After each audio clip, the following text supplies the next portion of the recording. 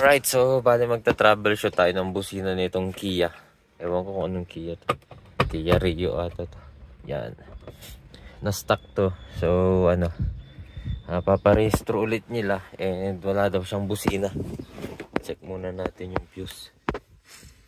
Korea. Hanapin nyo lang yung horn dyan. Kapag may horn tayong nakita. May roof. Slide. Horn. Dapat sabi nyo dyan. Horn, hazard. Minsan magkasama yung hazard tsaka horn eh. Pero yan na. Punta tayong labas. Doon natin check the paint.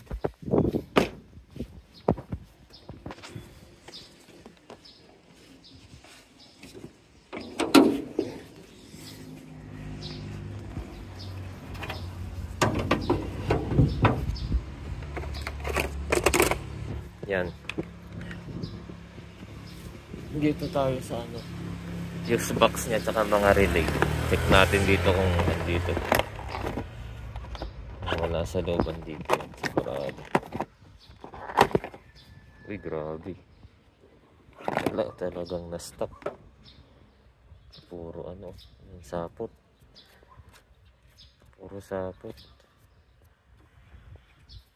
Halatang na-stop talaga. Horn. Ayun o, horn. Pag yung malaking yan, relay yan. Hanapin muna natin yung fuse. Yung maliliit yan. Ayun, horn. Testerin natin. Baka na fuse lang.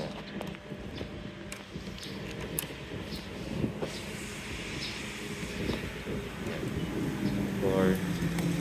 Pinakababa. Ayun. Pinakababa na dulo. Yan.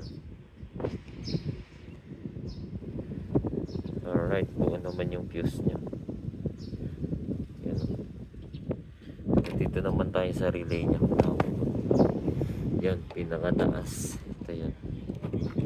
Babasahin nyo. Yan.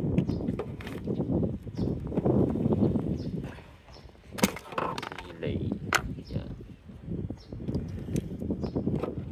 Kapag ganito yung design ng relay na 4-pin, ito yung live, ito. Pag sa busina, ito yung live, ito yung papuntang busina. Itong kabilaan yung ignition, tas yung horn switch. Alam ko itong ignition, itong nasa right. Kung nakakarap sa inyo, testerin na lang natin. So, ito yung live. Actually live din pala itong isa. O tama, live din. Yan o, kahit naka-off yung susi, pwede ka magbusina. Kasi for emergency yan. So live. Tas live din. Itong gitna, yan yung papuntang busina. Tas itong isa, yan, diba? Live. Ito, papuntang horn switch yan. Testing natin. Lipat natin tester sa positive. Pag binusina natin sa loob, iilaw yan. Kasi ground ang nagpapagana sa busina natin. Tingnan nyo natin.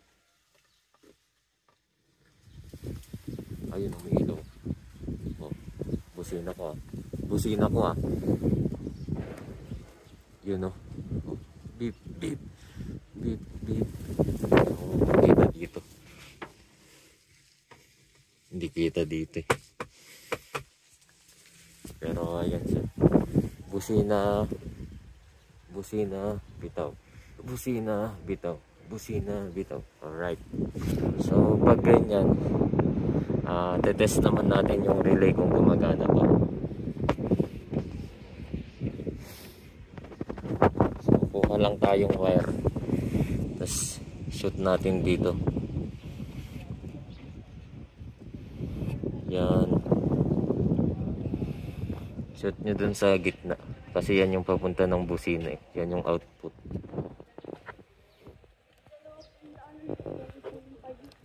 Shoot natin ito. Yan, naipit niya na diba? Ngayon lipat ulit natin yung tester sa negative. Kasi positive ang titestingin natin. So, saglit lang.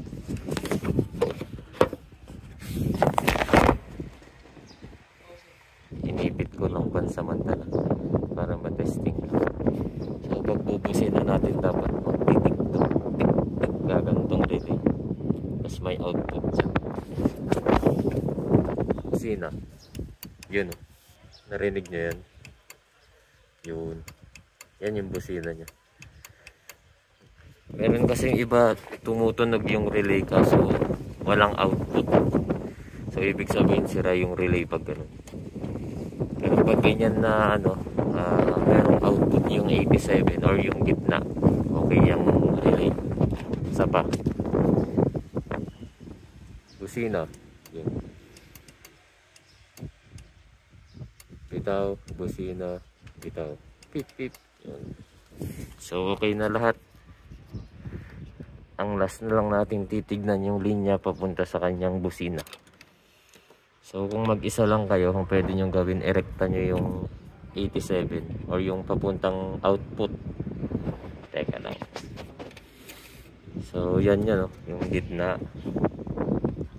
Tapos kuha ka lang ng power ng live. Yan. Kung wala ka lang kasama, pero kung may kasama ka, pwedeng ipabusina mo na lang sa loob. Ito kasi wala akong taga-busina sa loob, para ma-check natin yung linya ng busina. Yan. Kuha tayong live dyan. Yan. Yan. May power na rin yung gitna. Direkta natin. So next, hanapin natin yung busina. Actually andyan lang yan eh.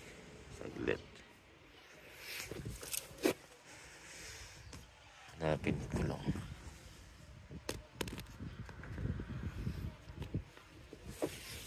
Sa sulok-sulok ko lang yan madalas.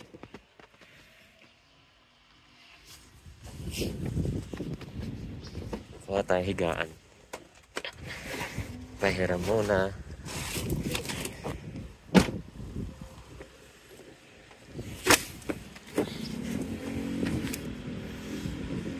Ang bumusina niya dito. Ay, ayun. Yun, no? Ang liit, eh. Ayun, no? Dito sa loob. Ewan ko kung... Yan. Kung maturo ng kamay. Ito. Yan. Focus ko nga sa loob. Yan. Ayan, no? Yan yung kanyang busina sa loob. Dito na lumaki. Ayan o. Ayan yung busina nya. Yan yung busina nya. So tanggalin natin yung connection, yung socket nya.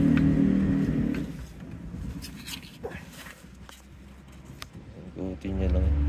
Yun. Yan o. Yung socket niya. So next natin gagawin, tester natin yan kung may dumadaang positive dyan. So ground. Yan, naka-ground na.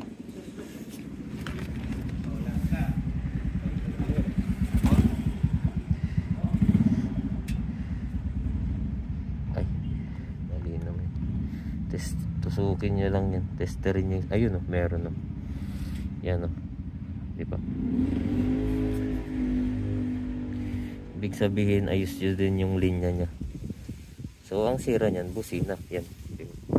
Tanggalin ko tong nerek na natin. Tanggalin ko to. Tignan nyo. Diba meron?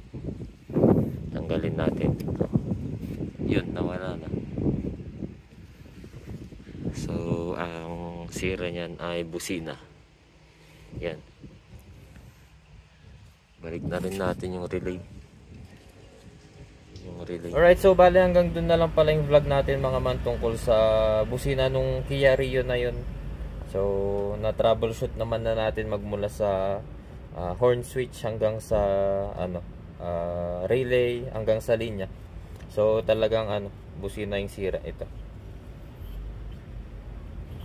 Alright, so bali ito yung busina niya mga man, binaba na natin. Kasi papalitan na lang nila sa talagang sira na eh. Saka para maganda naman yung tunog. Gusto nila yung malakas. Kasi isa lang yung busina nakalagay. So bibili na lang sila and sila na magkakabit. Alam naman na nila. Yan. Wala talaga. Pag pinag-short natin meron, pero pag sa busina na wala. Ito yung adjustan niya kung sakali. Pero wala na rin talaga. Ikot lang natin yun. Wala. Talagang sira na yan. Kinalakalawang na rin. Lagi kang mababasa kasi sa ilalim nakalagay. So, pag ganito rin pala yung busina nyo, pag isa lang yung sakit, ibig sabihin, dito yung ground yan. Itong body ground niya. Tapos ito, positive yan. Unlike yung mga ganitong busina. Tulad nito. Yan. Dalawang sakit. So, vice versa, ano yan. Kahit baliktaran na positive, just body ground. Kahit magbaliktaran yan, nice.